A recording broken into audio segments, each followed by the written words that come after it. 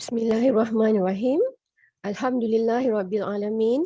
Wassalatu wassalamu ala asyrafil anbiya'i wal mursalin wa ala alihi wa sahbihi ajmain. Respected Madam Yusrina Abu Bakar, Acting Chief Librarian, Darul Hikmah Library, IIUM. Respected panelists for today, Assistant Professor Dr. Muhammad Fitri Yusof from Kuliah of Science and Assistant Professor Dr. Nurul Nuha Abdul Molok from Kuliah of Information and Communication Technology. Academics and researchers, library top management, senior management, head of units and colleagues from Darul Hikmah Library IIUM, officers within IIUM and without, ladies and gentlemen. Assalamualaikum warahmatullahi wabarakatuh and very good morning. Let us pray to Allah for the barakah and success of this program, and hopefully this program will be beneficial to all of us.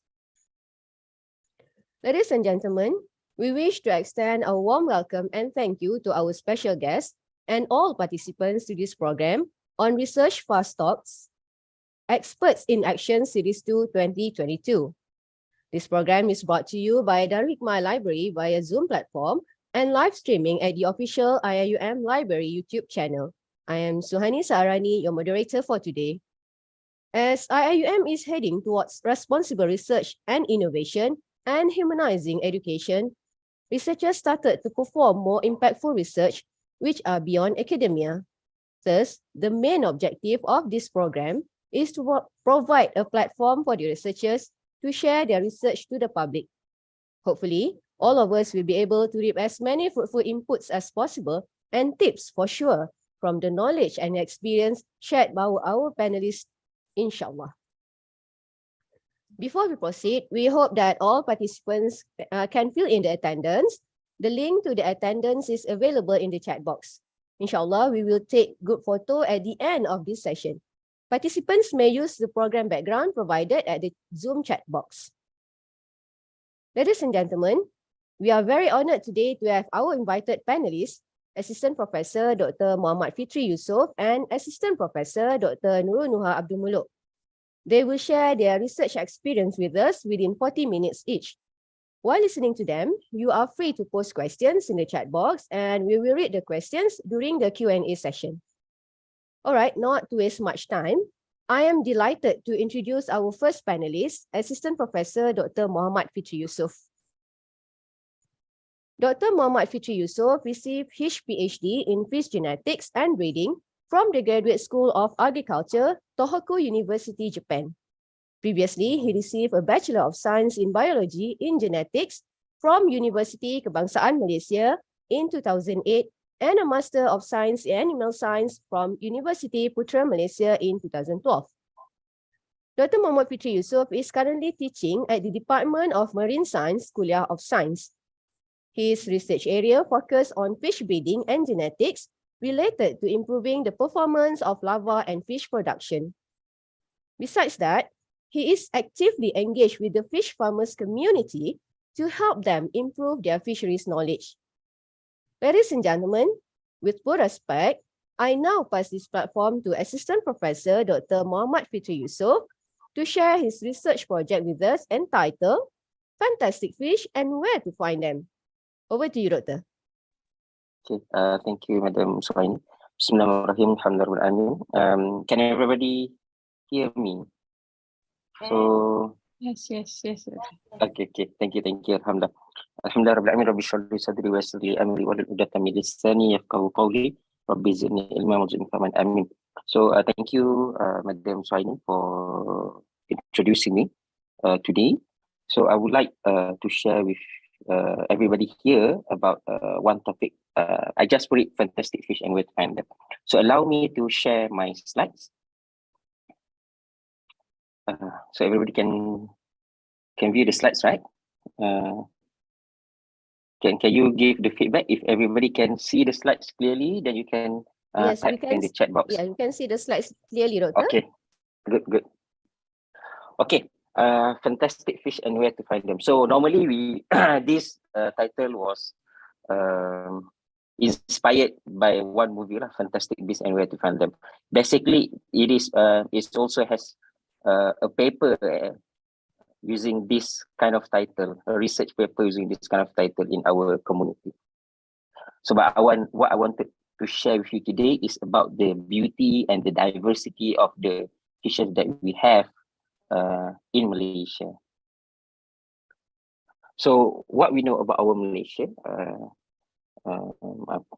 first we have to know that Malaysia is ranked is one of the 12 mega diversity countries in the world. Previously, I think we are number 6, but now we are ranked 12. So we are going down, but maybe the other countries are going up. They improve their biodiversity. So biodiversity is one of the natural heritage that we will inherit to our next generations, means to our descendants. And it is it's very difficult for you to describe biodiversity in terms of dollar and cents.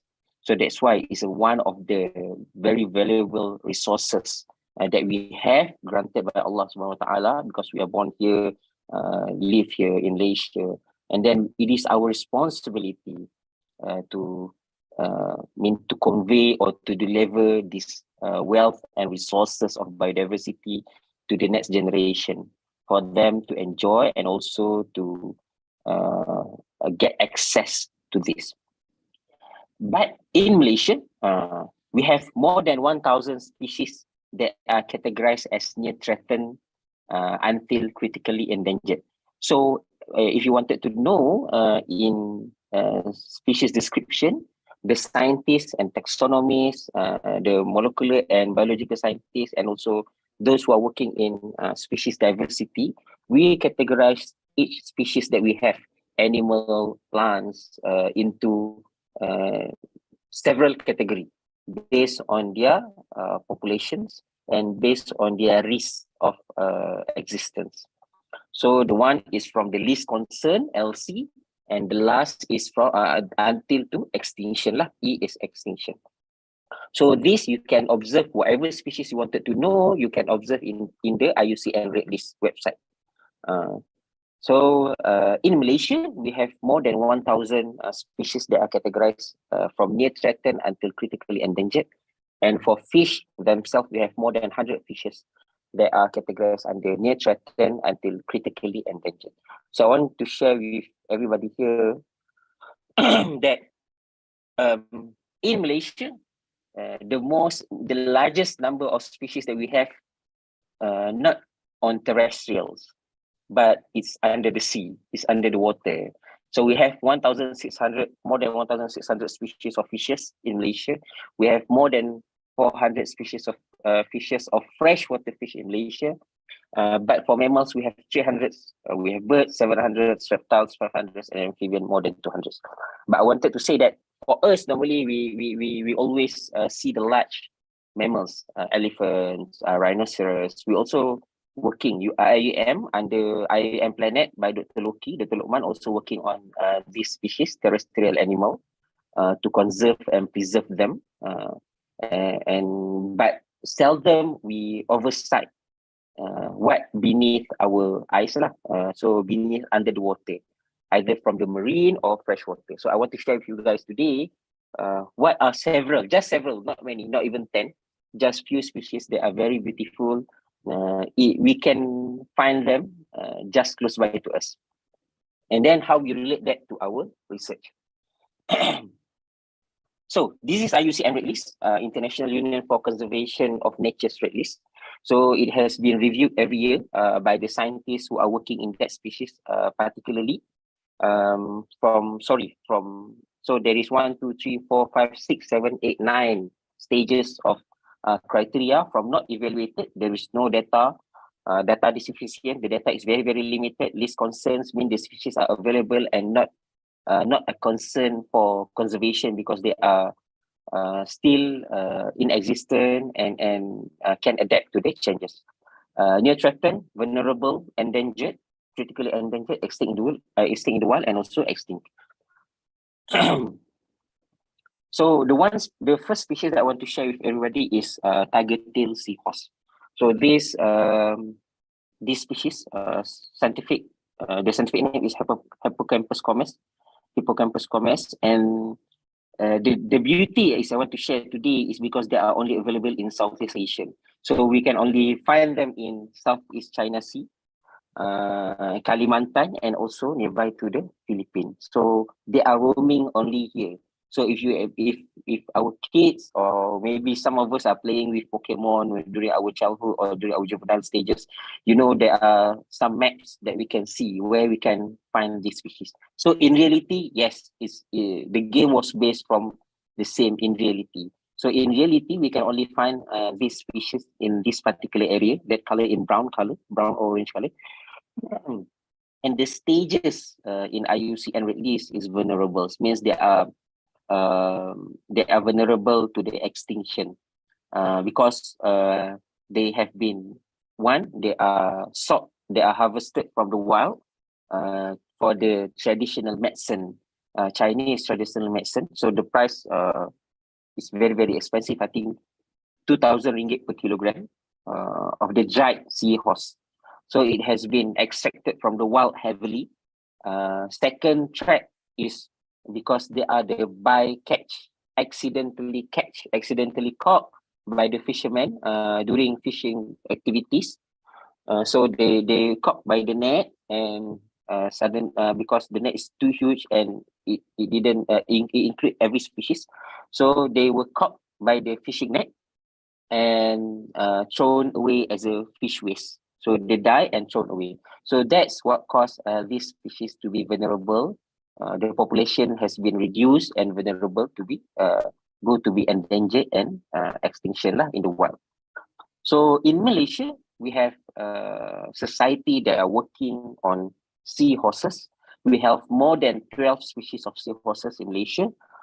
Hippocampus commes is one of it, tiger-tail seahorse. Why tiger-tail? Because the body color, they have blotch or stripes. If you can see in the picture, this one is red and white color. So the color will be very vibrant when they are freshly caught from the sea. So the color is much more vibrant. So you can see the blotch and bending pattern just like tiger tail. So ada belang-belang. So but the coloration is they have a lot of colors of this species. They have black color, yellow color, and red color. So normally what we manage to get from the fishermen, because I have contacted with the fishermen, if they manage to caught this accidentally, so we will keep it and put it in the aquarium in Innocem. So we have Innocem, we have wet lab and aquarium, and then we keep it there. Or sometimes we advise the fishermen to release back into the ocean. So in Malaysia, we have society that are working on seahorse, the NGO, SOS, Save Our Seahorses. So now led by Dr. Adam Lim, my friend. Dr. Adam is the one that are working diligently on the research of seahorse. So either their behavior, and also their distribution of the species in Malaysia.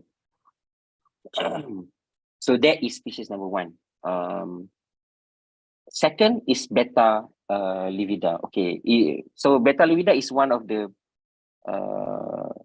what I would say very interesting species because they are very, very limited and endemic, just only found in Selangor and southern of Perak. So these species are categorized under beta family, fighting fish. So if you remember during our childhood or now also, there are a lot of fighting fish betas. But this kind of species only can be found in Selangor and southern part of Perak. So they are categorized as endangered under IUCN red list. Means that they are controlled and monitored by the IUCN and also Department of Fisheries and also Perhilitan. But since this species is very new, newly discovered, this species is very newly discovered, there is a lack of data. There is a very, very, very limited data of this species. So there is no, the information is very surface, very little.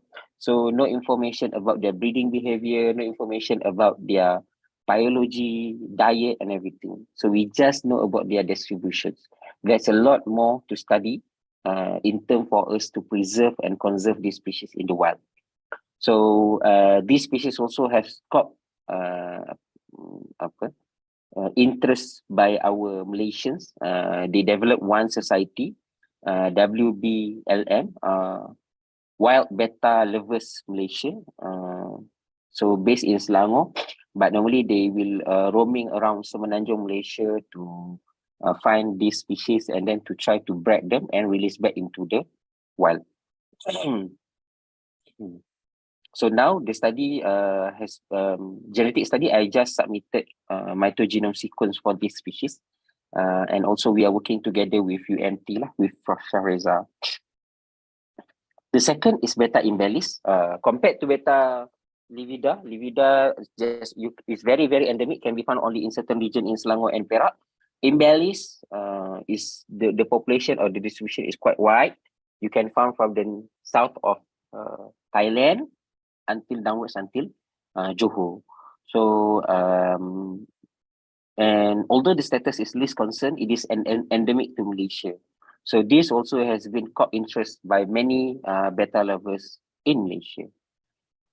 So normally, if you can see, if you go to the pet shop or aquarium shop, the one that you can see is the normal beta splendens. So the one is the commercial species lah, through many selections and breeding.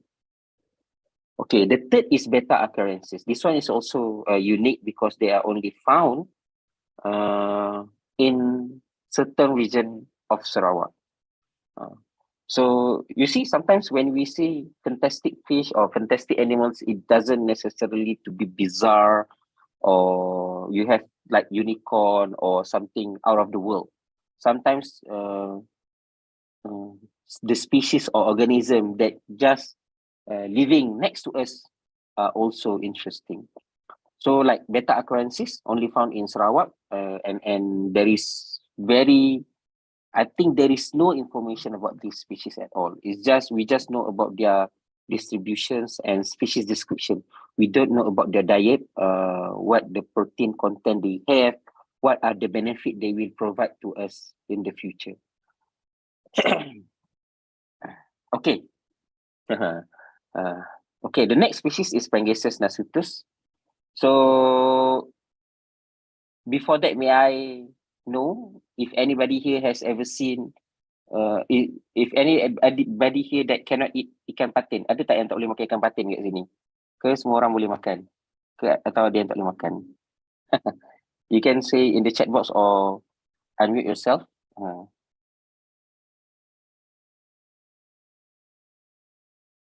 Tak, I cannot see chat lah. Semua orang boleh makan ikan patin ke? I cannot see the chat. Tak nampak chat. Mungkin apa? Model Suhani boleh show chat previews.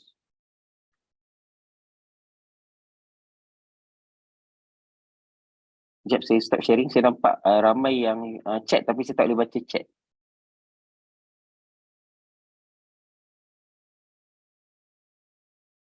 Oh, okey. Boleh pais patin, tempoyak, patin tempoyak. Dia okey. Boleh. Sedap pais, boleh makan ikan patin, sedap juga. Ada tak yang tak boleh makan ikan patin?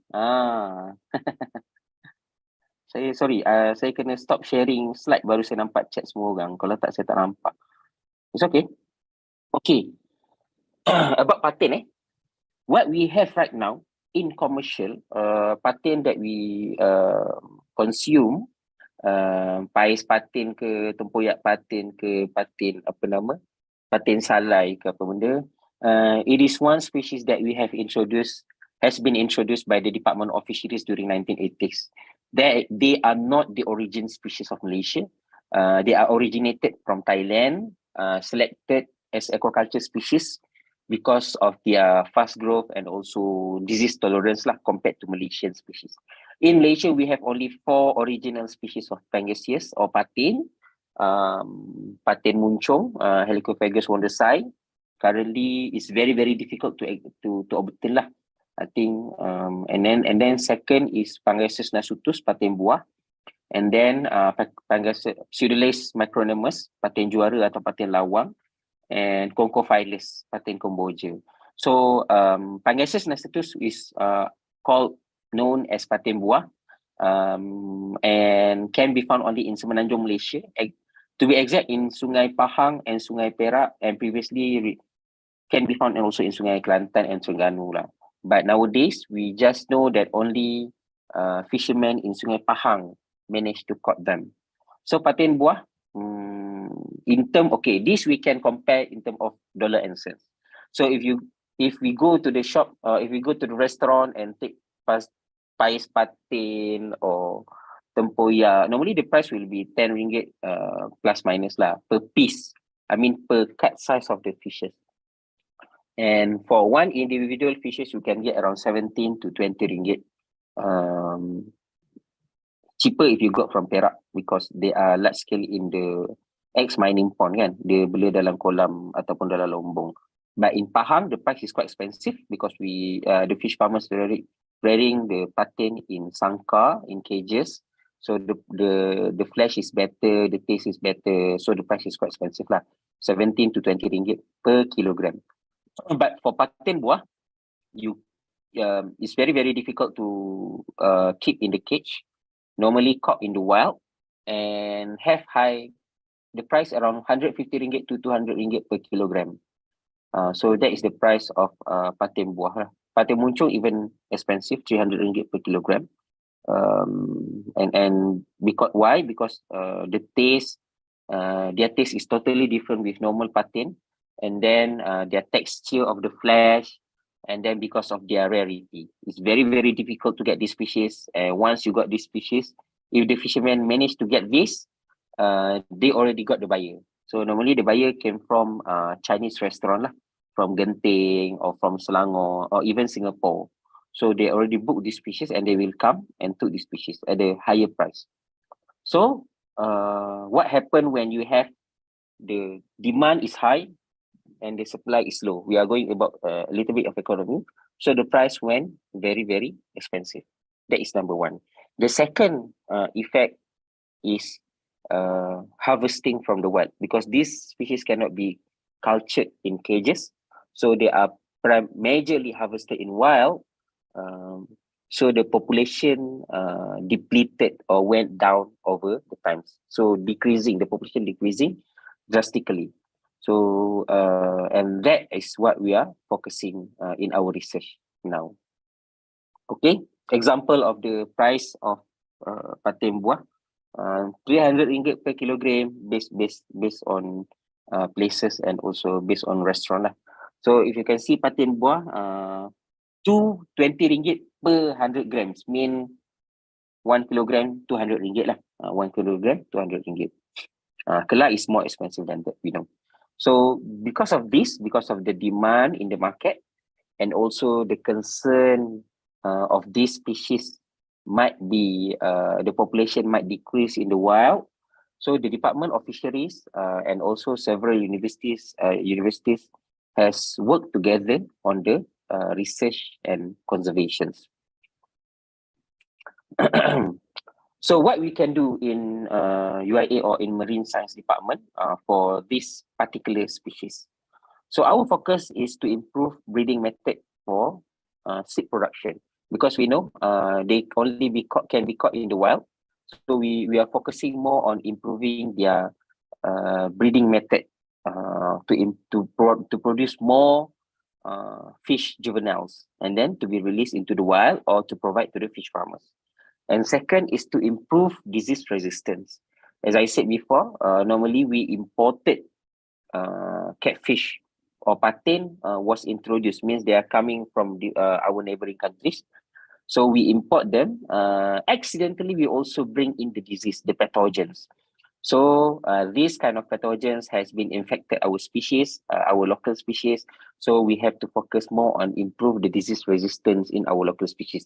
This research currently carried out by Dr. Nazifah, also in Marine Science Department, and collaboration with National Fisheries Institute of Health and Fish in Pulau Pinang.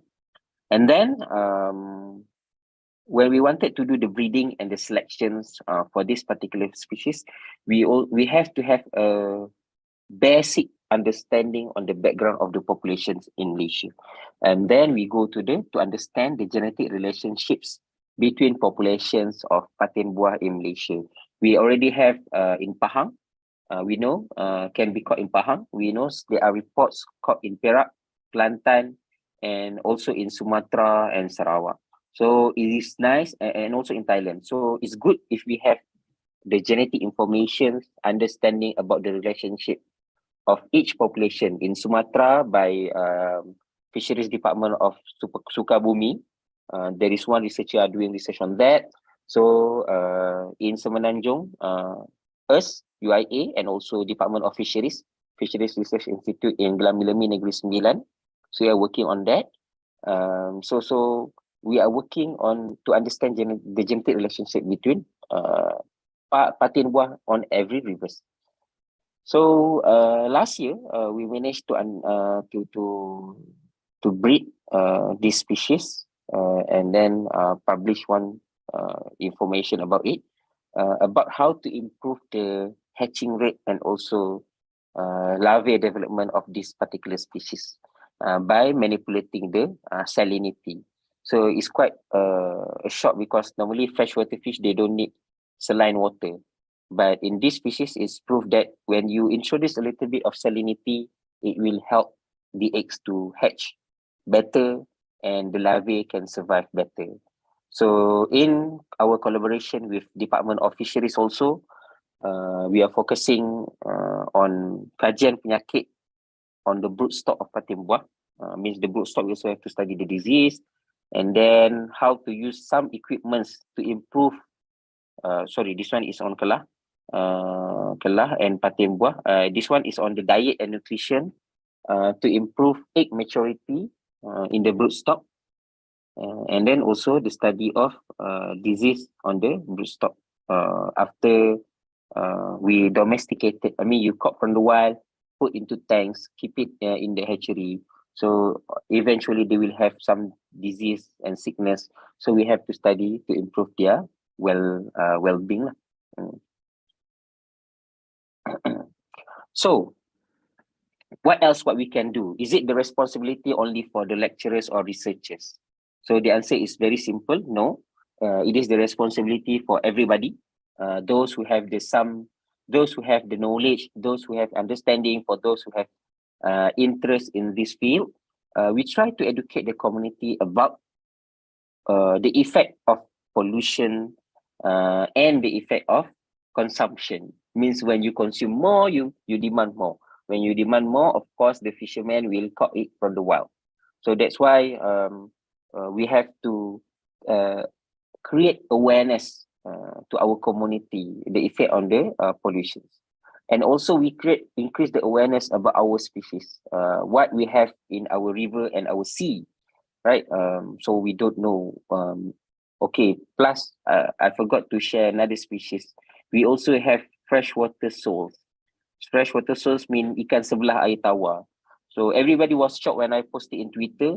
Nobody knows. We are contacted by IOI farm, IOI dekat Putrajaya. IOI mall tu dia ada IOI farm, dia orang buat freshwater punya aquaria.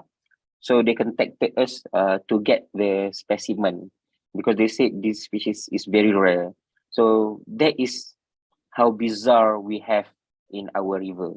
There's a lot of species that we when you go to Pahang, you know, the river is very muddy, chocolate, and then everybody don't want to go there because of the crocodiles.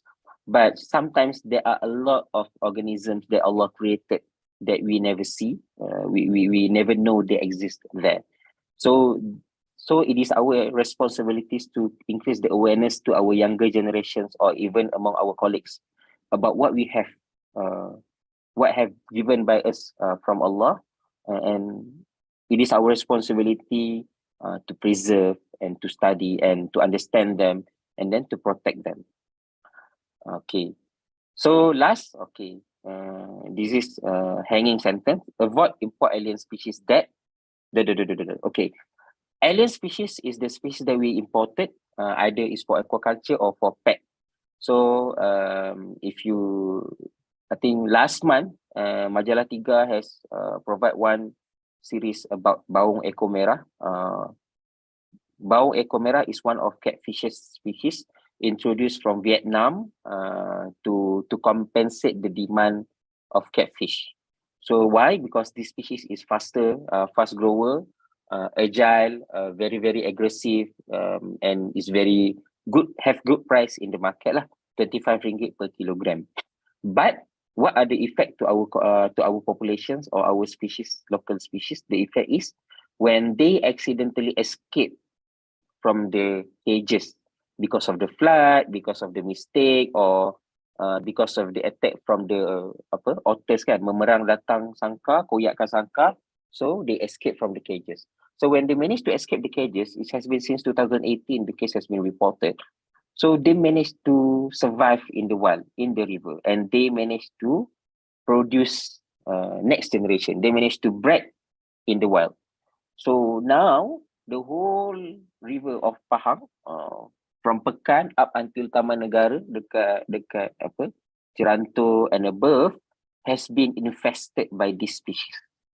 So what has been done when we create this awareness, and then Department of Fisheries at state level also concerned about this, and then the fish farmers also concerned about this. That's why we have some collaboration. We do the fishing competitions. Jom pancing baung ekor merah. That is one of the options that we can do to reduce the alien species in our water bodies. So that one is one of the example of species that we introduced for food, aquaculture. Another species that we introduced for pet is Arapaima gigas. You see Arapaima gigas, or we call it Arapaima, from Amazon. When they are small, they are very beautiful, just like prehistoric fishes, because of their skin, their scales is very thick. But when they are going large, they can go as bigger, more than as bigger than us. So when you can afford to keep them in the aquarium, most of the people, they release it into the river or into the pond lah, earthen pond, masuk dalam tasik ke apa benda semua. So these species, because they're very huge, so they consume all other small fishes. So we lost the diversity of our species. So that is the concern that we have right now. So they are damaging our ecosystem. They are disrupting the food chain in the wild ecology, and they are reducing our local species. Bear in mind that we don't know what our local species have potentials, what that we can do to the mankind. Okay, so I think with that I end my sharing today. So thank you for listening and participating with me. And this is the picture of me with Fatim Buah. Last week we have a program with Fisheries Research Institute at Gelamilemi. So we bring our students there to learn about this species and then to breed them and a lot of things.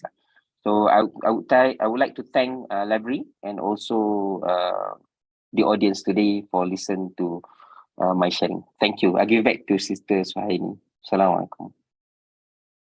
Waalaikumsalam, Doctor. Thank you so much, Assistant Professor Dr. Muhammad Fitri Yusof, for your presentation. It is indeed a very informative and interesting sharing, and I believe there will be a lot of questions will be asked to you after this, but never mind, we'll save that for the last. Okay, from your research, now we know that there are a lot of fantastic species out there, especially ikan patin that is always in higher demand and need to be protected for our future generation. Thank you so much, Doctor. Okay, now let's move on to our next panelist. It is my great pleasure to introduce Assistant Professor Dr. Nurul Nuha Abdul Molok. Dr. Nurul Nuha Abdul Molok received her PhD on the use of social media amongst employees, looking at the potential for leakage of organizational information and impact on organizations from University of Melbourne, Australia. She obtained her Bachelor of Science in Computer Science, in Artificial Intelligence, and Master of Science in Computer Science, Information System from the University Malaya. Dr. Nurul Nuha Abdul Molok is currently teaching at the Department of Information System, Kuliah of Information and Communication Technology. During her short stint in an agency under MOSTI, She coordinated the ISO 27001 ISMS certification project and obtained a certificate for ISMS lead auditor. Currently, she is leading Information Assurance and Security Research Unit and Cyber Sejahtera, a flagship project which provides cyber safety advocacy to the community and has winning the gold medal at the Pencipta 2022 award recently. Congratulations, Dr. and team. And now let's welcome our next speaker, Assistant Professor Dr. Nurul Nuha Abdul Molok, to share her research project with us entitled Pendekar Siber, Empowering Young People to Combat Cyber Threats. The platform is yours, Doctor. All right, thank you very much, Madam Suhani. Can you all hear me? Sure. All right, Alhamdulillah. Okay, thank you, Madam Suhani, for the introduction. And also thank you, IIUM Library, for inviting me to give this talk in this Fast Talk, Research Fast Talk Series 2. So let me share with you my screen. Yeah? Bismillahirrahmanirrahim. Assalamualaikum warahmatullahi wabarakatuh. So here I am. Yeah, I would like to share with you about our program, called Pendekar Siber, to empower young people, inshallah, to combat cyber threats. So these are the inventors. Myself, the ideas actually came from Professor Dr. Muhammad Iza. So we just expand the idea and come up with the name Pendekar Siber. And along with technologies of Zahidah Zulkifli from also from the same Department of Information Systems.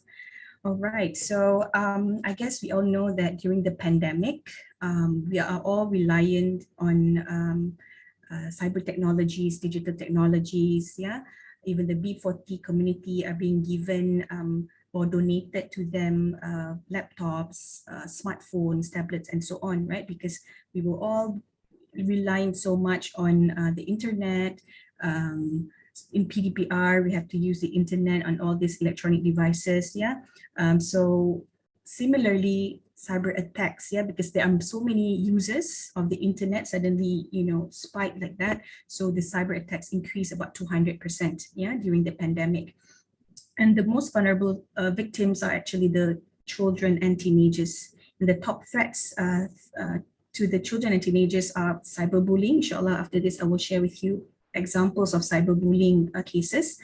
They're also exposed to sexual and violent content from the internet applications.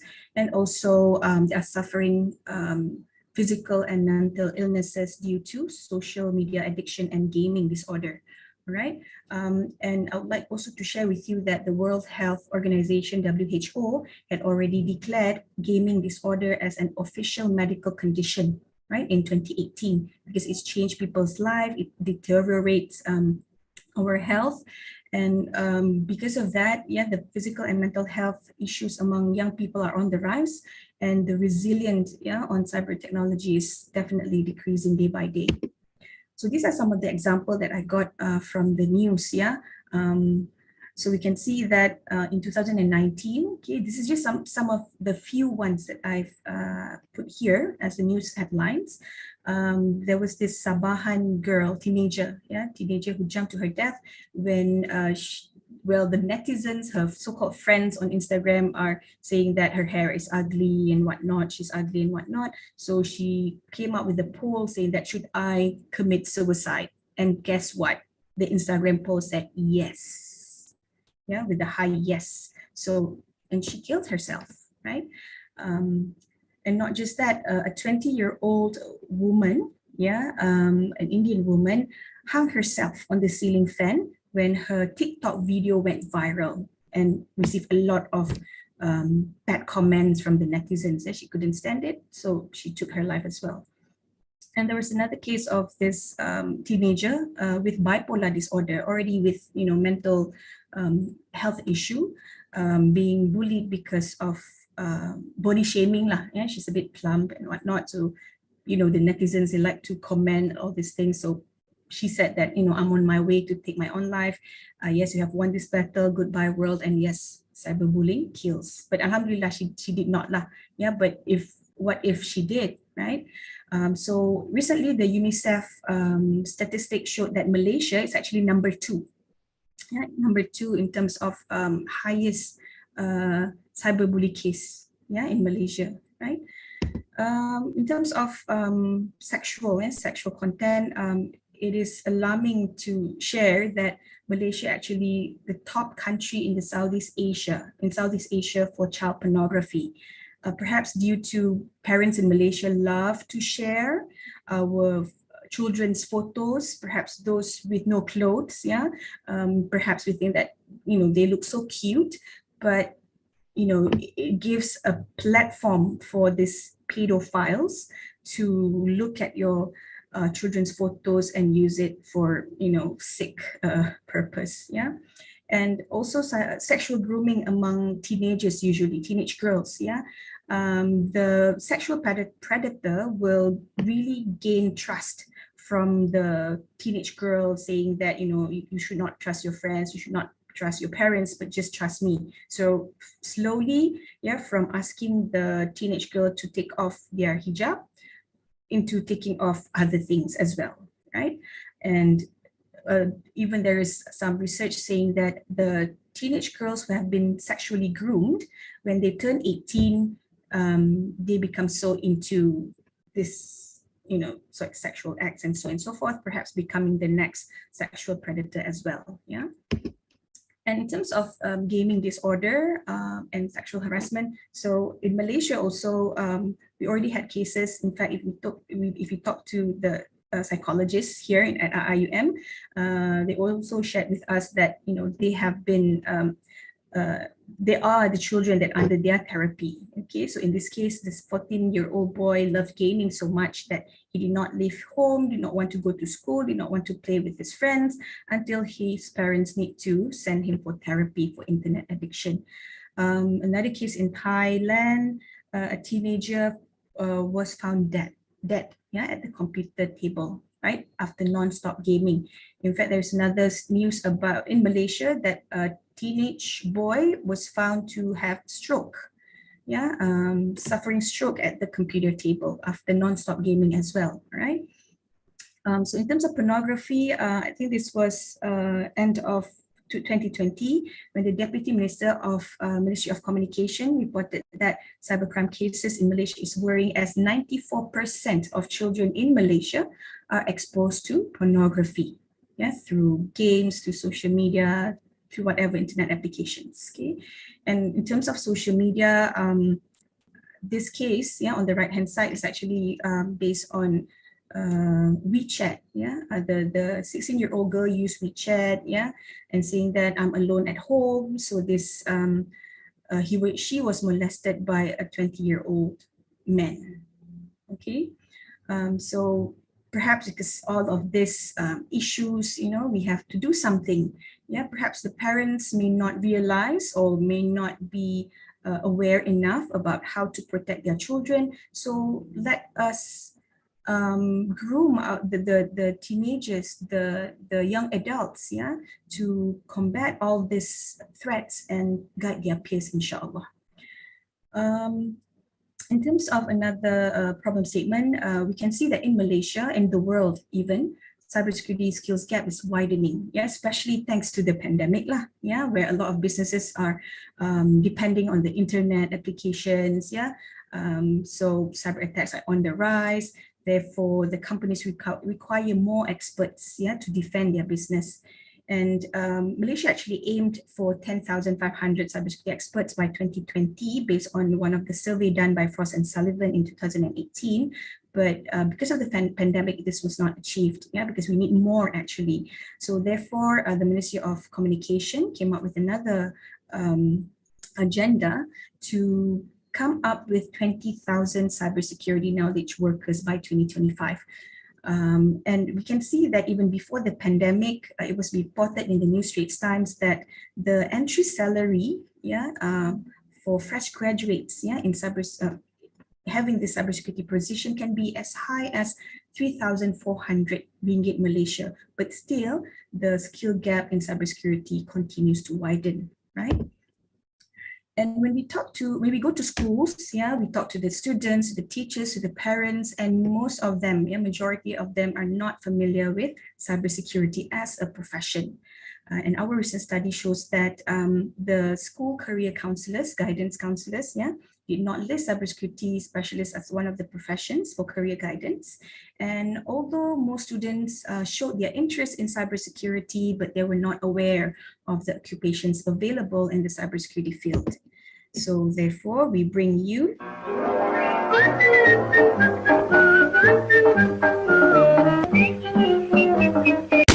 Cyber Warrior. What is a cyber warrior? A cyber warrior is a computer expert engaged in the defense of information systems against cyber attacks. Cyber attacks is an attempt to expose, alter, disable, destroy, steal, or gain unauthorized access to an asset. Why does the world need a cyber warrior? First, it is important for companies to have a cybersecurity expert to defend their business. Second, many children and teenagers all over the world have become the victims of cyberbullies and sexual abuse. Third, the world needs more experts in cybersecurity to make the world a better place. These are the top cyber threats to children and teenagers. First is cyberbullying. Second, unrestricted exposure to sexual and violent content. Lastly, physical and mental illness due to games and social media addiction. So, how can we stop that? Be a Pendekar Siber and let's stop the cyber threats together.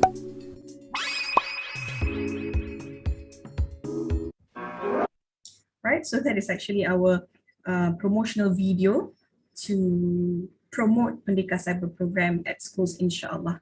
All right, so as mentioned just now, Pendekar Siber or cyber warrior, yeah, has been defined by Oxford Dictionary as a computer expert engaged in the defense of information systems against cyber attacks. So what we offer to the public is that Pendekar Siber as a self-empowerment program, yeah, which trains and grooms young people to become a cyber warrior, not cyber trooper or keyboard warrior. Yeah, they are capable of combating cyber threats, inshallah, and guide their peers. So while we are promoting this awareness, we would also like to spark the interest among these young people to become cybersecurity specialists in the future. So inshallah, closing cybersecurity skills gap in Malaysia. So we target youth from 15 to 25 years of age in hope to assist the country in meeting the target of 20,000 cybersecurity experts by 2025. We would educate and train secondary and tertiary students, yeah, as digital leaders, capable to empower themselves and also others, their peers, in addressing cyber threats, and inshallah to help reduce cyber attacks and cyber safety issues among youth generally. So we have applied for copyright through library. So thank you so much, copyright unit, for processing my copyright application, and right now it is being processed by my IPO. Our mobile app called Let's Secure has already been copyrighted last year, and for our due diligence, there are similar products as ours, but Pendekar Muda is more for religious activity and Pendekar Cilik is more for artistic animation. Currently, MDAC has already conducted Cybersecurity Next Force program, but they target final year university students, yeah, to give them scholarship, training, and also professional, and sponsored the students to get professional certificate in ISACA Cybersecurity Fundamental Professional Certificate, yeah, and others as well. For Cybersecurity Malaysia, they have their Cyber Guru platform, but it is more targeted on employees who would like to upskill and reskill themselves in cybersecurity. MCMC has already conducted Klik Dengan Bijak, but it is targeted at overall community in Malaysia. And other institutions, other universities have already conducted cyber safety and security programs. But how are they different from us is that we start from schools. Yeah, we give advocacy campaigns in primary schools, secondary schools. We involve much younger audience. We provide all these campaigns and also personalized training programs. And what makes us really different is that we would like to spark the interest among youth, and we are grooming them to become a cybersecurity specialist in the future. Inshallah, that closes the cybersecurity skills gap in Malaysia. So our unique selling proposition, number one, I think there's some chat here. Okay, so USP number one is, as mentioned earlier, we're providing free advocacy campaigns, on cyber safety and security at schools, primary, secondary schools, and recently we also went to B40 community centers. We conduct talks, we conduct edutainment activities because we want to educate the children, the youngsters, about cybersecurity in fun and entertaining ways, so through games, exploration, and so on and so forth. And we also explain to them about the existence of security profession, right? So USP number two, inshallah, we plan to hold Pendekar Siber school holiday program at IIUM. So as a parent myself, before the pandemic, during the school holiday, I will always look for programs to send my children. So that's what we plan to do. So inshallah, in the upcoming school holiday, we would come up with Pendekar Siber school holiday program that give advocacy and about cyber safety and security. Since the youngsters today really love to create content, why not we help them to create good content that they can share with their peers, about cybersecurity, educating their peers as well. So inshallah, we will come up with a competition and share the videos in our YouTube channel and social media. We also plan to provide specialized cybersecurity topics. So this is the paid ones, online and also face-to-face. Will be personalized. So for example, is investigative, imaginative, and evaluative. The cybersecurity profession that is suitable for them would be digital forensics investigation, malware analysis. So perhaps they want to take this digital forensic training program and also malware analysis training program. Otherwise, if their personality is sociable, assertive, and supportive, perhaps their cybersecurity profession would be more suitable in the area of education. And on top of that, we also give them a test on learning behavioral style. So if their learning behavior is more visual and kinesthetic, the program would include more videos and interactive content, inshallah. We also have a portal that is, at the moment, we are moving this portal to embed into our Cyber Sejahtera website, inshallah. So in this portal, we give them what are the popular or significant cyber attacks, and how to address all these attacks, and explain why the world and we recruit the cyber warrior or Pendekar Siber through our website, inshallah. Our copyrighted lexicon, almost the same thing, but what makes it different is that we also provide career path in cybersecurity. So not only they are being given knowledge about threats in cybersecurity, how to overcome these threats, and also how to achieve their ambition in to become a cybersecurity specialist. So first, some of the topics, the stream that they need to choose in secondary school, which university that they should go to. So at the same time, we are promoting IIUM KICT programs, so inshallah after that they can get professional certificates. So in a nutshell, Pendekar Siber consists of cyber safety and security awareness programs that we give for free, and then we would recruit Pendekar Siber, and we will profile them and give them personalized training so that they can really achieve their dream to become a cybersecurity specialist, inshallah. So what we plan to do is that we want to identify schools and the RBG that are interested in our Pendekar Siber program. We would give the same thing, the advocacy campaign, cybersecurity awareness, career campaigns at school. We would establish Pendekar Siber Club in the school, and the members of the Pendekar Siber Club will be trained the overview of cyber ethics, safety and security, about video content creation, basic programming, and specialized and personalized security topics. So inshallah, we also would like to assist MDEC, Cybersecurity, Ministry of Education, in giving them this training needs analysis in order to close the cybersecurity talent gap in Malaysia. Our Pendekar Siber program is in line with the Maqasid Syariah. What you see here is just one example of each protection of faith, of protection of life, protection of intellect, lineage, and wealth. It's actually more examples than that, what Pendekar Siber might provide to be in line with the Maqasid Syariah. We're also in line with the United Nations SDG for SDG 4, SDG 8, and also SDG number 16, but our focus is more on SDG number 16 on peace, justice, and strong institutions, whereby, inshallah, we would like to significantly reduce cyber threats that are faced by children and teenagers in Malaysia, to end sexual online grooming among youth and end pedophilia or child pornography. By 2030, inshallah, we would like to reduce online scams and combat cybercrime in general, and in return to strengthen our educational institutions, building cybersecurity capacity in Malaysia, and generally preventing cyber warfare, cyber terrorism, and all sorts of cyber crimes, inshallah.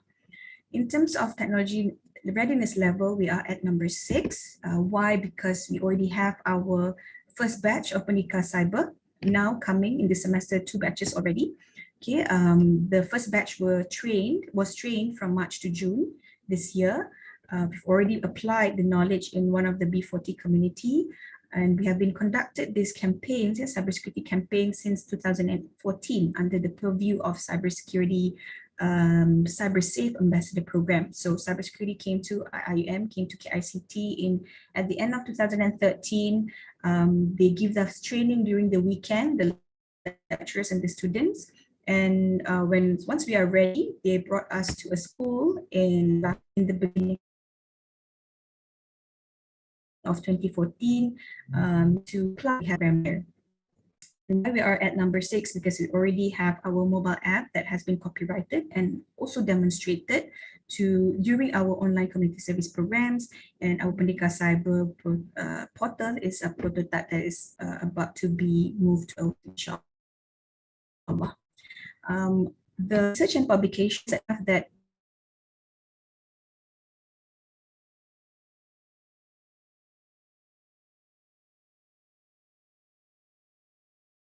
Nuha, is everything right, Doctor?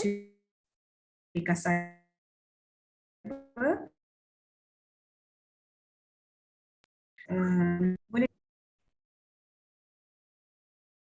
Dr. Nuha, we cannot hear your voice. Oh, tak dengar ke? Is it better now? Because I do receive a message saying that my internet connection is not stable. Now you're okay. You're back. Oh, yeah, although we are in KICT, sometimes the Wi-Fi is not that good. All right. So the pictures that I show here are one of our community service program in 2016.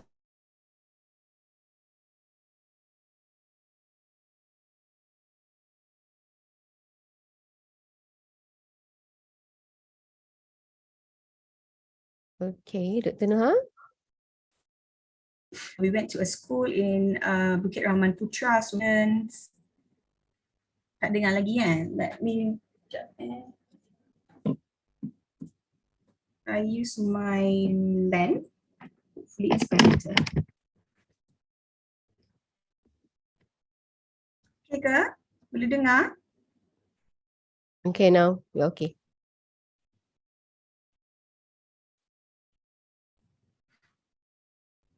Can I continue?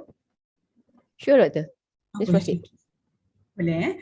All right, so the pictures that I'm showing right now is our B40 community profiling. As what I mentioned just now, we went to a urban B40 community. The PPR in China. The 3 students, in action students under Cyber Sejahtera, and the Cyber Sejahtera members also went there, and we did cyber parenting talk to the parents, about 30 families, yeah. And the children, the students, they conduct the cyber safety campaigns lah, yeah. They conduct games and whatnot, yes, to educate and to profile, to understand the problems that are being faced by this P40 community. We learned that the parents are more football to make ends meet, yeah. The children just left on their own, that they already or donated. He has got all 3. He has got a tablet, laptop, and also smartphone, being donated by Etika, by banks, Aeon, and so forth. Yeah. So when their parents are not at home, they are just playing games nonstop. Okay. Some of them even admitted that they spend 10 hours playing games, even after midnight. And when we asked them, so what about your homework? So they just said, no, we did not do our homework. And when we say, your teachers be mad at you for not finishing your homework, they just don't care. All right, so we need to empower lah, yeah, inshallah, these children, empower them with education, yeah, in cybersecurity. So inshallah,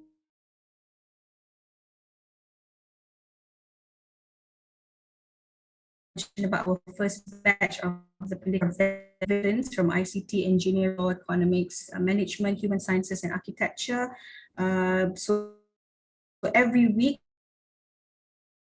there would be 1 hour training slot. They were trained with topics in cybersecurity, cyber safety, ethics, laws, Islamic teachings related to security, about community service, community engagement, and community transformation. So after 4 months of weekly classes, we brought them to the PPR ShareAlike, yeah, section 16 ShareAlike, and then they conducted all these activities with them. Profile the 60 children and their use of electronic gadgets and the internet. They also profile 30 parents, yeah, to understand their sustainable issues and challenges related to economy, environment, and so that leads to all this cybersecurity. Okay, so at the same time, the members of Cyber Sejahtera, we conducted a talk on cyber parenting with Dr. We as talk to the parents while our students are engaging with the children. So it was done at Gashbali in collaboration with society. Some of the consent by cybersecurity to use their content, and yeah, we are in we have MOU with cybersecurity as well. Yeah?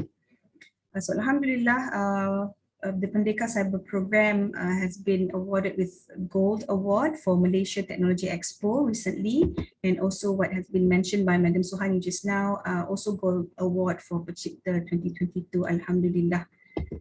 So what's next? So inshallah, we plan to apply for a trademark, yeah, to trademark our Pendekar Siber logo, because when we went to University Malaysia Kelantan during the PCIPTA exhibition, a lot of visitors say that they love our Pendekar Siber logo. So some of them even give us the idea to why not, design and produce and sell Pendekar Siber merchandise to promote Pendekar Siber program, and also, of course, to get funding, inshallah. Would instead of they would come to IIUM, inshallah, on the 17th of December. So these children would come to IIUM, would give them all the activities, entertainment activities to these children, to tour around KICT and IIUM in the hope that inshallah this would change their life. and hopefully they would want to come to IIUM, if not other universities, to elevate their social status, inshallah. And also the Pendekar School holiday program that I mentioned just now, also happening in December, inshallah. And also, since we did not have the chance to conduct face-to-face Pendekar Siber program at school, so inshallah we'll do the same in some schools, whether this year or next year, inshallah. So I guess that's all from me. I pass over to you, Madam Suhani. All right, thank you so much, Assistant Professor Dr. Nurul Nuha Abdul, for your presentation. Despite the hiccups, you managed to deliver your message very well. It is indeed a very informative and interesting sharing. Well, from your research, Doctor, it can be said that we cannot deny the needs of technology in our daily life these days, right? So it is depending on us on how to control the use of the technology in a better way to avoid those threats either towards our children, communities, and even our country. So it is sad to listen to the story of our children being harassed due to lack of information of what they can do and what they can't do when using the internet. So it is indeed responsible of everyone to make sure that our children being educated and have the knowledge when using the technology so that they are aware of the threats. And we pray that your program in the future will become successful and hopefully the children can enjoy their day in IIUM, inshallah. Okay, and once again, thank you so much, as we felt very delighted to have heard a very beneficial sharing from both speakers, but that is not the end of the program yet. Okay, ladies and gentlemen, now we have come to the question and answer session. You can write your question in the chat box and we'll pass it to the respective panelists to answer your questions. Okay, I have a few questions here for Dr. Muhammad Fitri. Okay, this question is from Madam Irni Izwa Abu Bakar, Doktor. Okay, Assalamualaikum Dr. Fitri. Jika ada pengusaha yang berminat untuk penternakan ikan patin, di mana mereka boleh berhubung untuk nasihat dan panduan. Silakan, Doktor. Okay, bismillahirrahmanirrahim. Assalamualaikum warahmatullahi. So normally for those who are working, those who are interested to start up their fish farming business, they will contact with Department of Fisheries at state level, Jabatan Perikanan and Negeri. So in Pahang, we have in Kuantan, on each district, they have their own office now. But we have been collaborating with the fish farmers community, I think since 2020. So we give the technical advice and consultation to them. So they can contact us and also contact Department of Fisheries. Okay, thank you, Doctor, for the information. Okay, I have another question for Dr. Muhammad Fitri as well. Okay, Assalamualaikum Dr. Fitri. Apakah perbezaan antara wild beta origin dengan hybrid? Yang manakah jangka hayat hidup mereka lebih lama? Okay, wild beta totally different because wild beta is original species and a single species. Hybrid normally actually it's not hybrid, it's a single species, but it has been developed by selective breeding to get certain criteria. If you can see in the market, certain coloration, certain body types, that one is based on the selection breeding, we call it. So in terms of jangka hayat, both have similar lifespan. There is no differences in their lifespan but every species have their own segment of interest. Means that wild beta dia punya orang yang suka wild beta and the price can command to several hundred ringgit per piece. Same goes with you call hybrid or commercial beta. Okay, thank you for the answer, Doctor. Okay, there's also a question for you again, Doktor, from Nur Nadirah Kamarudin. Salam Dr. Fitri. Ikan dori tu ikan patin ke? Saya makan ikan dori, saya sesak nafas. Okay. Salam. Okay, dori is a commercial name for patin or Pangasius catfish. But dori was commercialized by the Vietnam market due to the pressure from the US. So US they have their own fish farmers yang beli ikan, we call it catfish juga lah, tapi different species. So they ban Vietnam to enter the market, US market. So what Vietnam does is to rebrand the catfish from catfish to dory. So there are two misconceptions about Dory. One, people always think that Dory is the blue fish that you see in the movie yang selalu lupa, every 15 seconds dia lupa. That one is not Dory. That one is blue tank. Dory is just kata nama khas for that particular fish. Dory, because the original species of Dory is those that live deep under the water, we call it ikan bayan. That is Dory. One misconception. Second, you thought Dory is ikan laut lah. But normally when you go to Manhattan fish and chip ke apa benda, mostly all the all the fish originated, if is it from Vietnam, then it Pangasus catfish, ikan patin, because Vietnam is the #1 producer of catfish in the world, and the government has restricted the production. Overproduced, terlebih produce, so the government has limit the production. So that is the case lah. So yes, Dory tu ikan patin, and some people they have problems when they consume ikan patin. That's why I'm asking, is there, kita ni semua makan ikan patin tak? Because there are several communities that cannot consume due to ada yang due to histories lah, bahasa mudah dia. Okay, thank you. Thank you, Doctor, for the answer. Okay, another question also for Dr. Fitri. Assalamualaikum, Dr. Fitri. Berapa lamakah proses penternakan ikan patin sangka hingga boleh dapatkan hasil hingga boleh dapatkan hasil, Doktor? Berapa lama proses penternakan? Okay, the process went from 8 months to 9 months. Normally in sangka, if in Sungai Pahang, they require 8 until 9 months lah. So that when we face the problem. Why? Because like currently we are facing the monsoon, right? So kita in Pahang ni kita dah start hujan. Tak tahulah kat Gombak macam ni. Tapi dekat Pahang ni hujan dia tu macam everyday lah. Everyday dia setengah on off kan. So macam tak payah pakai aircon. So what happened?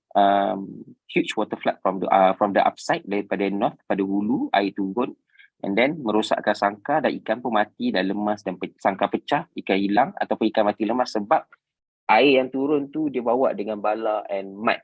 Mud ni maksudnya suspended solid in the water is too high, ikan mati lemas dalam air sebab insang dia tersumbat. So that is the problem, because the culture, kita panggil culture period, tempoh ternakan tu 8 to 9 months. So what they can only culture from February or March up until October or November. Now November dah start kan. Air kita panggil air besar lah. So where we jump in to help them. Why? We try to reduce the culture period from 8 to 9 months into 6 months. How we do the breeding selection lah. We do the genetics in the breeding to improve the growth rate, so that the fish can be cultured shortened. Process. Rasa yang jawab aku. Okay. Okay, thank you, Doctor. Okay, this question is from Dr. Nuha, for Dr. Nuha, okay, from Anis Azia. Salam Dr. Nuha, adakah requirement tertentu untuk murid tahap 1 untuk masuk program Pendekar Siber? Okay, over to you, Doctor. Alright, Waalaikumsalam warahmatullahi. Thank you, Sister Anis, for the question. So basically for tahap 1, which is darjah 1, 2, 3 kan, we belum lagi, okay, it is not for the tahap 1 or tahap 2 yet, because we are targeting secondary school students lah, daripada 15 years old and above. Tapi for the tahap 1, tahap 2, we do give the cybersecurity awareness campaign tu lah. We go to schools, sekolah rendah, sekolah menengah, ya, and kita bagi overview of what are the do's and don'ts in this digital technology in the cyber world. Tapi rasanya diorang belum matang lagi lah kan untuk kita betul-betul nak bagi personalized training and whatnot. So that's why we are targeting for 15 and above lah, Sister Anis. Okay, thank you, Dr. Nuha, for the question. Okay, Dr. Nuha, I have a question. Okay, regarding the cyber threats, do you think we are lack of awareness towards our community and it can easily affect our children? Okay, so Well, because the threats themselves are evolving. Kan? Before this, perhaps we have never heard about cyberbullying. But with the advancement of social media, with the advancement of TikTok pun, suddenly cyberbullying is on the rise. Many children are becoming victims. So yes, the threats evolve. So parents be vigilant lah. Need to be vigilant about the current threats today. But inshallah, what we do at Cyber Sejahtera, at one of the flagship projects in IIUM, we hope and we try to give as much exposure as we can whenever we are invited at schools, even by Puspanita of government agencies. We would share with the parents about, so this is what we fall under topic cyber parenting lah. Right, so we do provide advocacy campaigns, not just for the students, the children, but we also provide campaigns for the parents as well. So we give cyber parenting talks, the do's and don'ts, to equip themselves with the knowledge in cyber threats and cyber controls, so that inshallah, with this knowledge, they can guide their children, knowing what are the threats to their children and how to address, inshallah. We also provide advocacy campaigns to even senior citizens. So recently, I think last month, we went to Pusat Aktiviti Warga Emas in Gombak Setia. So because you know that there are a lot of online scams, Macau scams, and so many types of monetary online scam happening, especially targeting at senior citizens kan. So kita buatlah program dekat sana and alhamdulillah it was a huge success. So we that's what we are doing lah, and we are also doing campaign for employees as well, for organizations as well. Okay, so inshallah maybe next time we can talk about cyber parenting, giving the information about how to address the problems, understanding the threats that are being faced by our children. So inshallah is a different topic, tapi that's what we do at Cyber Sejahtera, inshallah. Inshallah. Okay, thank you so much, Dr. Nuha, for the answer. And we hope the communities out there will gain benefits of what we are going to give to them later. All right. For Dr. Fitri, I have a question.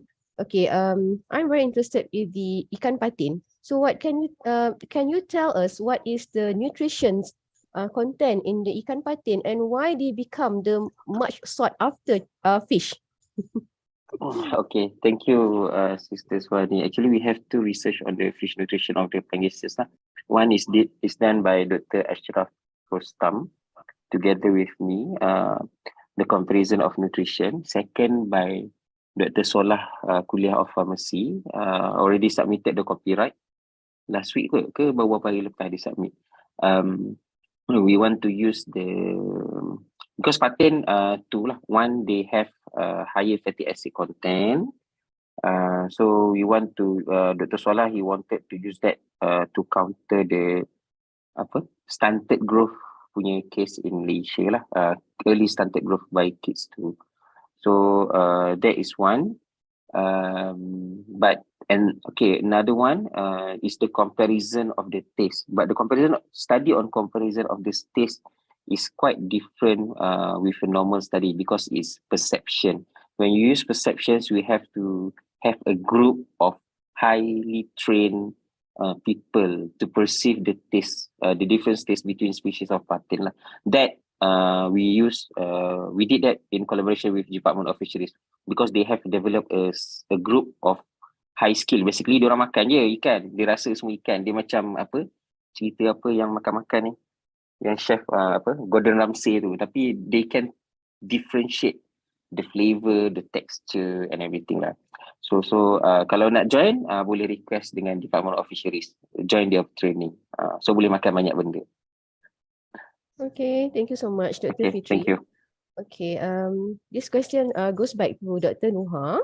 Okay, due to the cyber threats, do you believe that our children are actually being exposed to too much of the technology, Doctor? That we cannot escape from using the technology. Betul.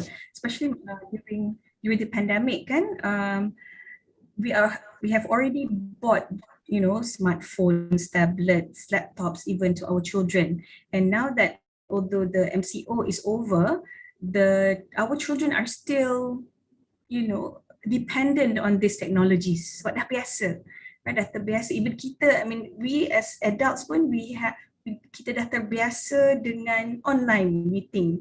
Yeah, but now that the pandemic, the COVID-19 cases are on the rise again, so perhaps we have to, you know, look at the online platform as well. So I think this thing will never end. Yeah, it will be becoming more and more important as time goes by. So when there are a lot of adoption of internet, of electronic gadgets, this is where the cyber attackers will play their role. Yeah, they are targeting at the place where there are a lot of users.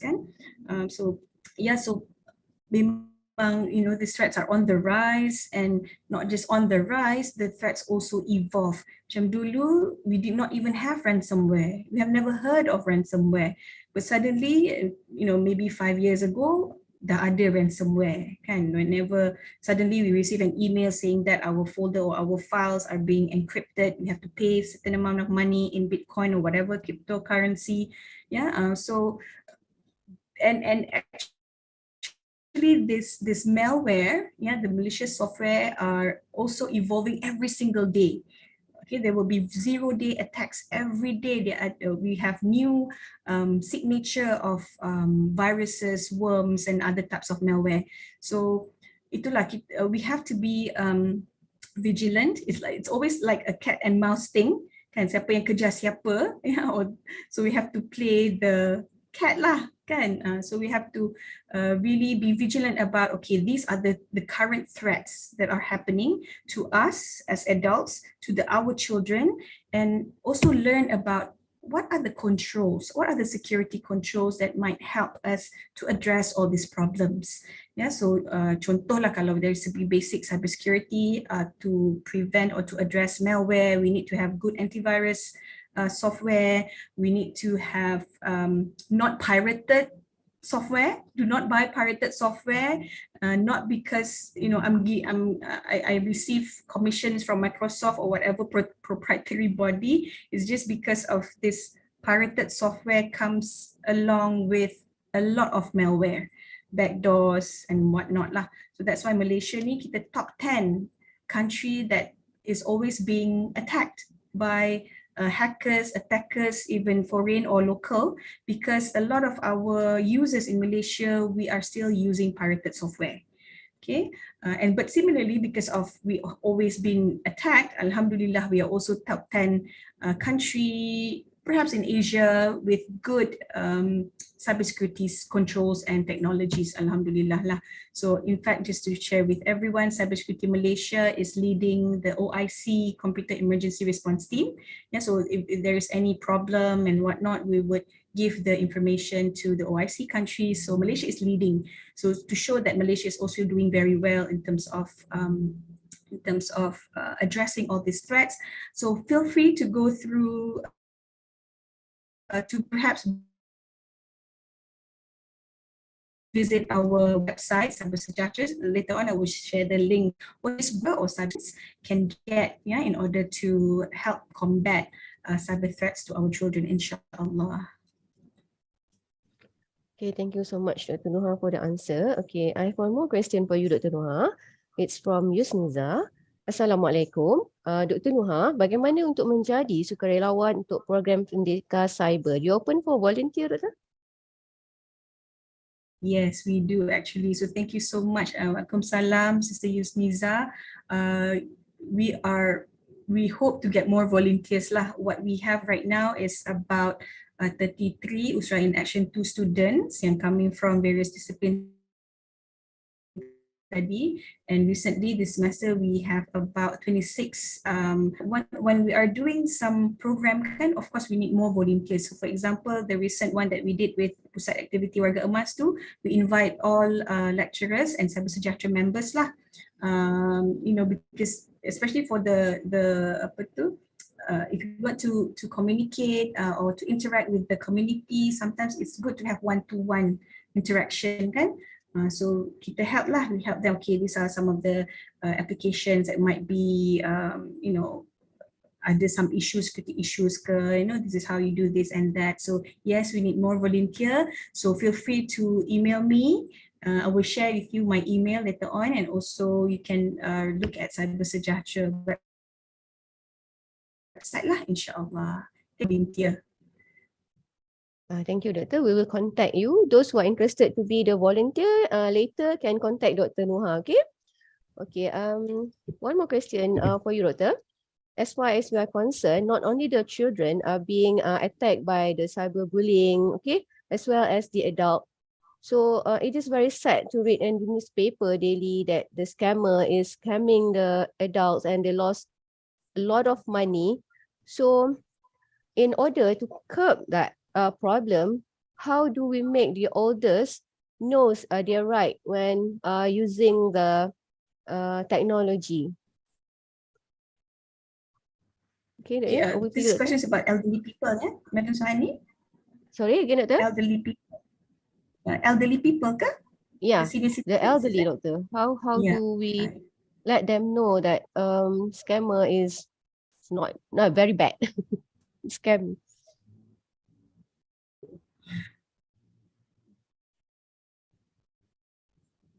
Yes, memang, because this the senior citizens, they have all the money, betul tak?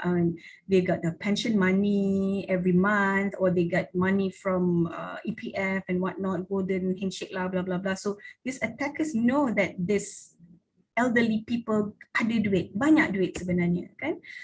So perhaps apa yang kita, what we would like the children lah, the adult children, perhaps you need to guide your parents, your elderly parents. Please tell them if anyone say that, you know, they want information about Kama, police and whatnot, please tell that the banks, LHDN and whatnot will never call us, right? And of course, they would never pass us. Sometimes can this scammer, they call us and say, oh, okay, I'm calling from LHDN, blah, blah, blah. And then, okay, I will pass to you to police. There's no such thing that LHDN can call you and even passing you to different agencies. Okay? So to you know, really inform your parents, that whenever you receive messages, calls about money, about duit, about bank accounts and whatnot, please do not entertain, just ignore. Ataupun tell them to tell you about it, right? We have no choice lah. Perhaps, you know, what Cybersecurity Malaysia is doing, what KCOM or Kementerian Komunikasi is doing, dah banyak sebenarnya, but perhaps the message tu tak sampai, kan? So perhaps for those who are here today, we can together lah, we help our parents, we help our children, kan? We inform, I think not just elderly people pun, even adults pun. In fact, just to share with you, Bank Negara came to IIUM before the pandemic in January 2020, because this outreach person, outreach officer from Bank Negara, dia kata, doctor, I have to come to IIUM because one of the lecturers became a victim of Macau scam, and he or she lost about berapa ratus ribu ringgit, you know. So okay, come. So he came and he said, you know, tolonglah, when it comes to duit, please be more careful. If you receive a message from Telegram, from WhatsApp, although claiming to be from your friends, gambar your friend, please be more careful and ask further lah. PM lah kawan tu, betul ke you nak pinjam I duit, kan?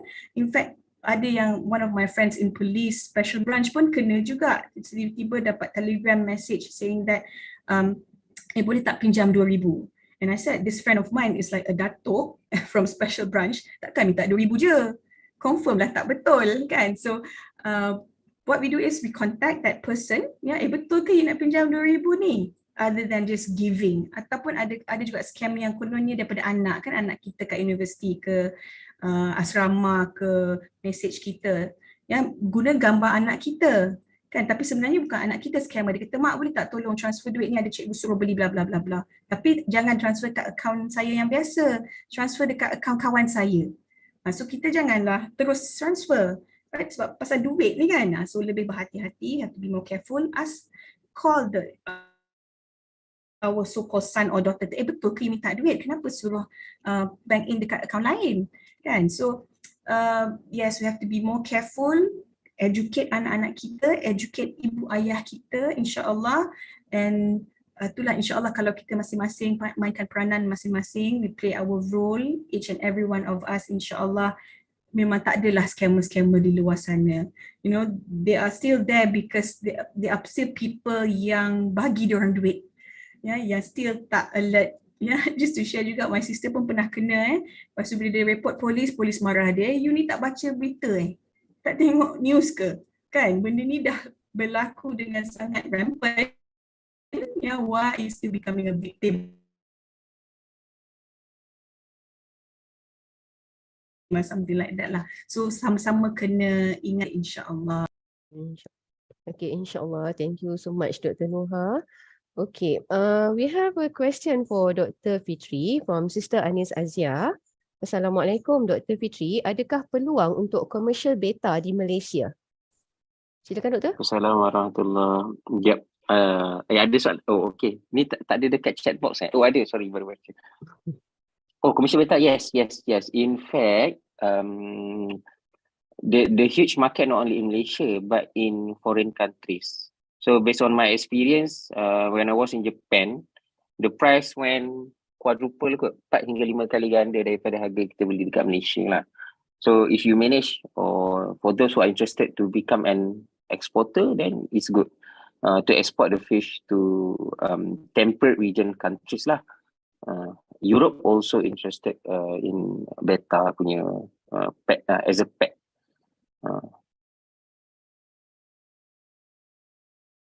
Okay, thank you Dr. Fitri. Okay, one more question for Dr. Fitri. Assalamualaikum Dr. Fitri. This question is from Farika Muhammad Yusof. Okay, soalan berkaitan perbezaan rasa di antara ikan patin liar dan ikan yang diternak. Kenapa rasa ikan berbeza, Doktor? Okay, several factors. One is nutrition, second is environment. Nutrition, apa yang dia makan, yang tu akan jadi dia punya flesh kan. That is one lah. But it's not much, but the most important factor is environment. Sebab itulah kalau Arab punya pepatahan, anna subunubi'ah, human is the children to the environment, because we are exposed to the environment. So dalam ikan pun, the environment plays major role in their flesh taste. So normally orang tak people don't concern between patin liar and patin sangka, but they are more concerned on between patin sangka and patin kolam tanah. Why? Because kolam tanah they have mud. So in mud they have certain bacteria that produce geosmin. Geosmin is the compound that can be absorbed in the fatty acid of the fish. Sebab itulah bila kita makan tu kita rasa ada tanah, macam bau tanah. So most people they didn't like that kind of taste. So they prefer cage ikan patin yang dia boleh dalam sangka compared to ikan patin yang boleh dalam kolam tanah lah. Thank you for your explanation, Doctor. Okay, I have a question here. Okay, with reference to those fantastic fish, are they protected by the law? Is it wrong to keep them as a pet, Doctor? Sadly, no.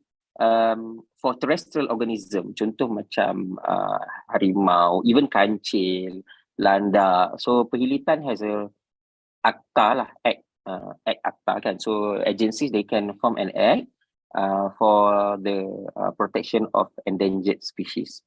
However, for fishes, it is under Department of Fisheries, and Department of Fisheries has a long way in developing the acts for protecting all of the endangered species, and some endangered species are not considered endangered because they are less studied for this particular species. Contohnya macam ikan patin muncung dengan ikan pari air tawar. Sungai Pahang ni dia banyak spesies yang menarik. So dia ada ikan pari yang duduk kat sungai, ada ikan sebelah yang duduk kat sungai. So these two species pun both ikan pari tu endangered, tapi kita tak ada akta untuk melarang. So Department of Fisheries pun dia hanya develop akta untuk larangan pun untuk certain period of time. Such as example, bulan 4 adalah larangan menangkap ikan temoleh di Pahang, sebab waktu tu dia akan upstreaming lah, macam salmon juga, dia akan balik ke hulu untuk spawning, untuk bertelur. Kalau akta as 100% no, but partially yes. Okay, thank you, Doctor, for the explanation. Okay, this question is for Dr. Nuha. What if I'm not comfortable notifying parents or guardians? Who else can I contact? Over to you, Doctor. Sorry, come again. If I'm not comfortable notifying parents. What if the children being tracked on the internet? So and they are not comfortable notifying their parents or guardians. Who else can they contact, Doctor? Itulah with the hope that we want to educate the youngsters today, kan, with more engagement programs with the children. So itu yang kita nak empower the children tu. We want to empower the youngsters, kan, supaya they are aware of all these problems. So memang perhaps dia bukan saja not comfortable talking to their parents. Even when they talk to their parents pun mungkin tak tahu. Yeah, so inshallah this children or the young people, they can always just Google aja Cybersecurity Malaysia. Dalam Cybersecurity Malaysia Cyber Safe program tu dia ada a lot of do's and don'ts, macam mana kita nak buat, what are the threats. Dia ada dibahagi-bahagikan kepada, kalau audience dia parents, okay, these are the content for parents. If the audience are children, okay, these are the content for children, for organisation, for employees and whatnot. So in cybersecurity.my tu dia boleh dapatkan information tu lah. Ataupun sekarang ni all the information is at our fingertips, kan. You can just memang ask Uncle Google.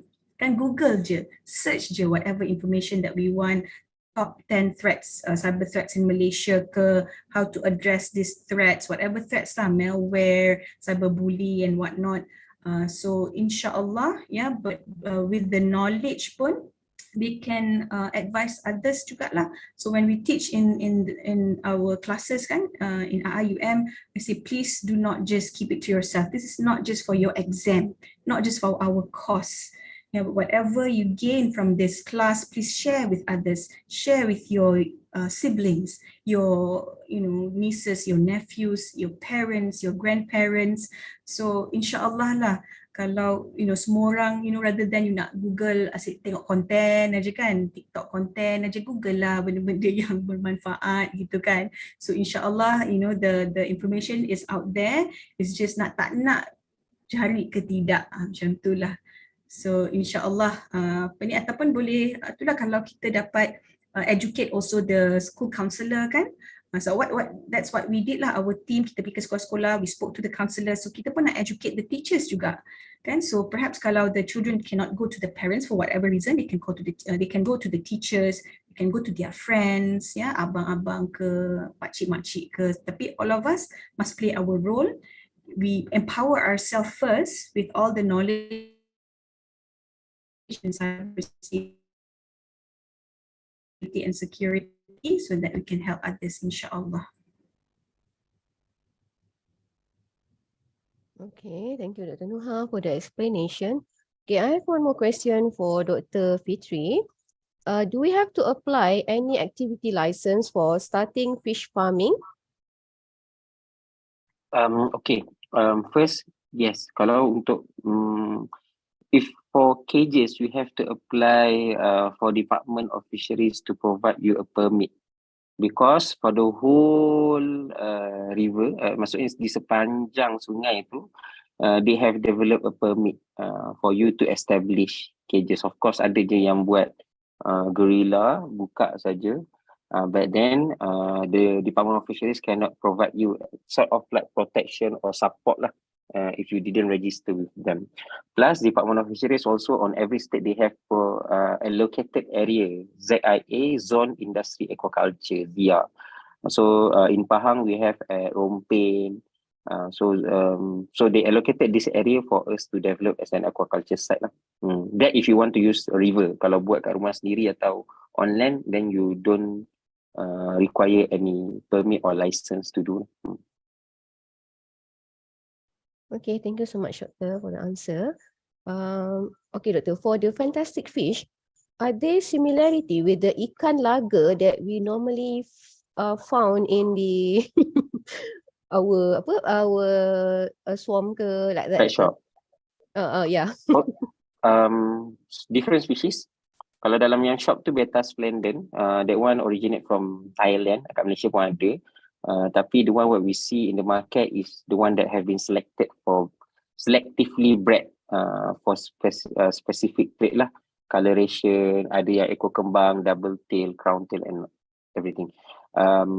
What I show you is the one that is very rare and have captured interest on the certain peoples, and peoples went crazy to get this kind of species. Why we have to protect them? Because they are very, very endemic. Endemic means they only exist in that particular area. You cannot find them anywhere else. So that's why we have to protect and start to educate and create awareness to the people. Thank you so much, Doctor, for the explanation. Okay, I have a question for Dr. Nuha. Okay, from Madam Ini Izwa Abu Bakar. Assalamualaikum, Dr. Nuha. Pendekar Siber School Holiday Program at IIUM in December 2022 is referred. So how does the parents want to register their children? All right. Waalaikumsalam, Sister Irni. So thank you so much for the question. So insyaAllah, today we will have a meeting with our Pendekar Siber yang second batch ni. So the second batch of Pendekar Siber will conduct this Pendekar Cyber School Holiday Program. So insyaAllah, once everything is ready, posted, has been designed, so we will share with everyone lah. So insyaAllah I will share with Sister Ini as well, so that perhaps library can help to disseminate the information kan. So we hope to get ramai lah anak-anak staff kan to come to our school holiday program insyaAllah. So poster dia belum buat lagi. So insyaAllah once dah ada nanti I will share with everyone insyaAllah. Thank you so much, Dr. Nuha. Okay, we still have more or less about 15 minutes before we end our session. Okay, this is the last question for Dr. Muhammad Fitri. Okay, what about the seahorse, Doctor? In our diversity, are they also the endangered species? And normally where we can find the seahorse in our our perairan? Water bodies. Okay, seahorses. As I said, we have 12 species of seahorses in Malaysia. On the west area, west coast, maksudnya pantai barat, utara, dekat Langkawi, and then going down until Negeri Sembilan and also Johor lah. Tanjung Piai is the one of the most visited places for seahorse. Just naik sampan je boleh jumpa area seagrass and you can see them on top. Maksudnya daripada atas boat boleh nampak seahorses lah, because it's very shallow lah, 1 or 2 feet depth. Dalam 2-3 kaki je kedalaman, so boleh nampak seahorses at Tanjung Piai, Johor. On the east coast, they are available, they are everywhere in under the sea lah. Maksudnya if anybody that can scuba diving, if you can get coral area, then you can catch a glimpse of them lah. In Baluk, Kuantan also have, Terengganu of course have, and then kalau East Malaysia, Sabah Sarawak lagi banyak lah. So they are available anywhere lah dalam underwater. Okay, thank you so much, Doctor. Okay, we have one more question for Dr. Nuha. Okay, the last question. Doktor, apps Pendekar Siber boleh di-download di Play Store ke?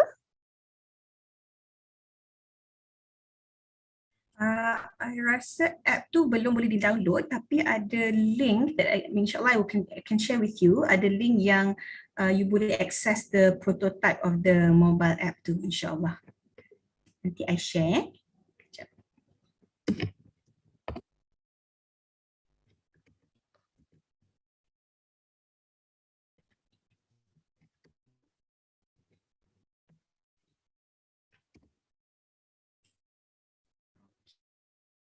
Okay, so yang spaces.bal app lah.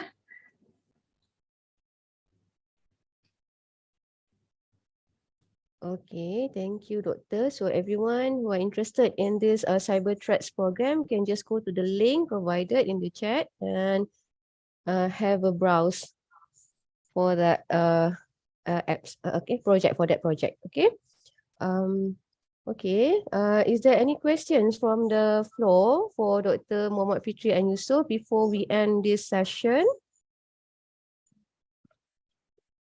Any question? If you're on Zoom platform, you can just turn on your mic and ask the question to Dr. Muhammad Fitri and Dr. Nuha.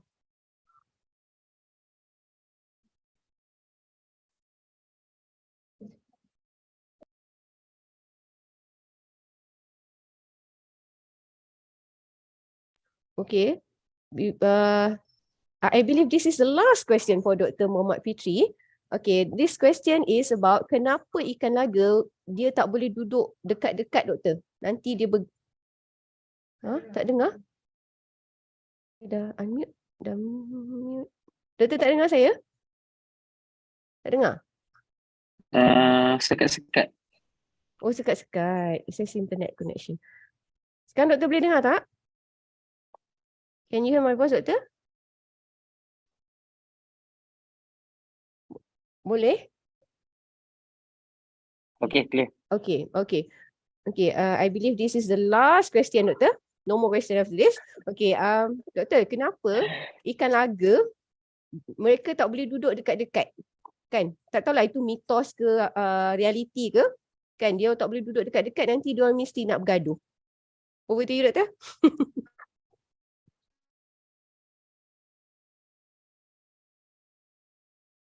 Okay. Okay, Snoring, thank you for the question. Dengar suara saya clear ke? Clear, doktor. Teruskan. Okay, kenapa ikan laga tak boleh duduk dekat-dekat? Kalau duduk dekat-dekat nanti dia bergaduh. Okay, first, dengar suara saya clear, it's only applicable in male fish, ikan laga jantan. So in animal kingdom, dalam dunia haiwan ni,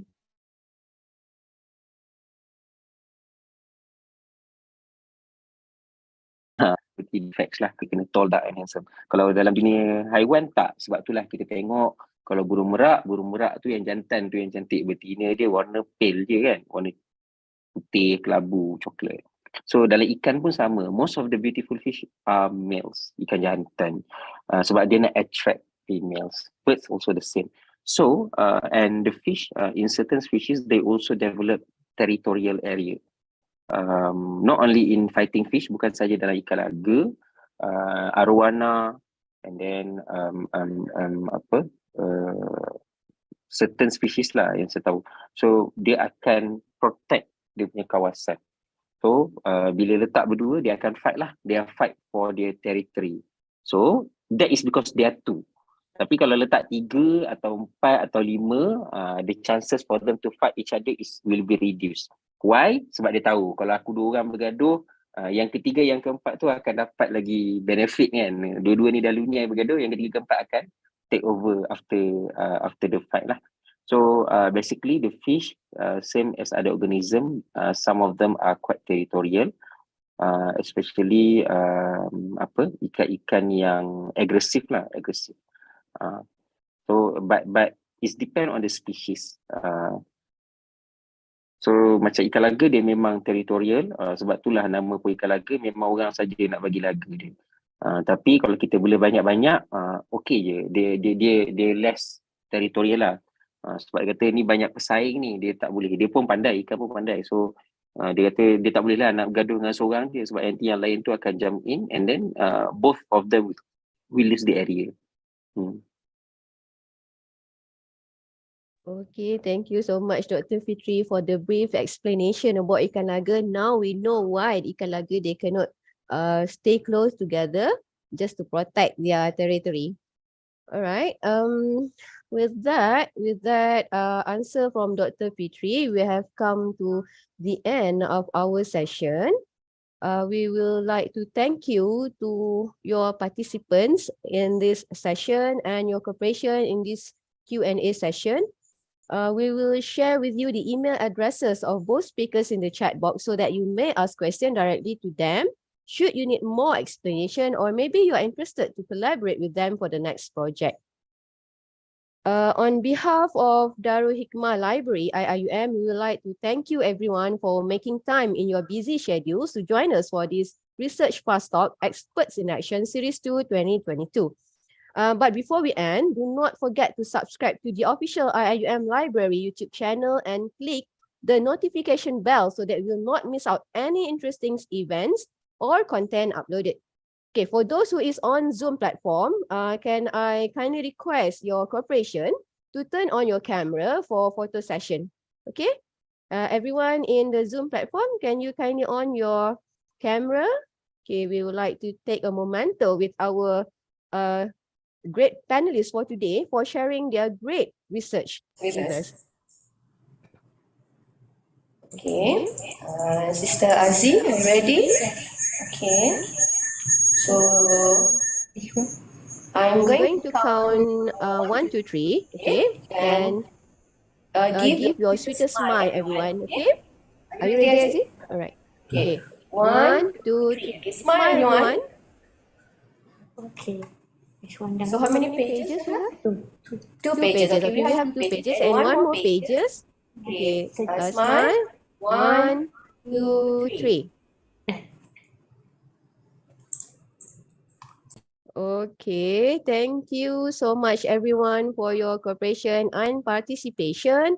With that, we end our session, and once again, we would like to express our heartfelt gratitude to the respected panelists and participants for your presence.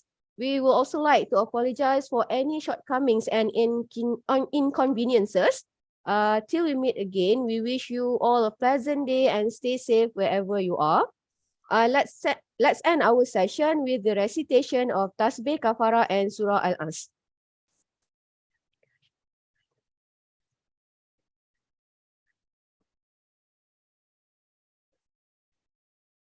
With that, thank you so much everyone, and wabillahi taufiq wa hidayah. Wassalamualaikum warahmatullahi wabarakatuh, and thank you. Till we meet again in the next session. Stay safe wherever you are. Okay, thank you. Bye. Okay, thank you. Assalamualaikum. Waalaikumsalam. Thank you so much, Dr. Fitri. Thank you so much, Dr. Nuha, for your Assalamualaikum. great presentation.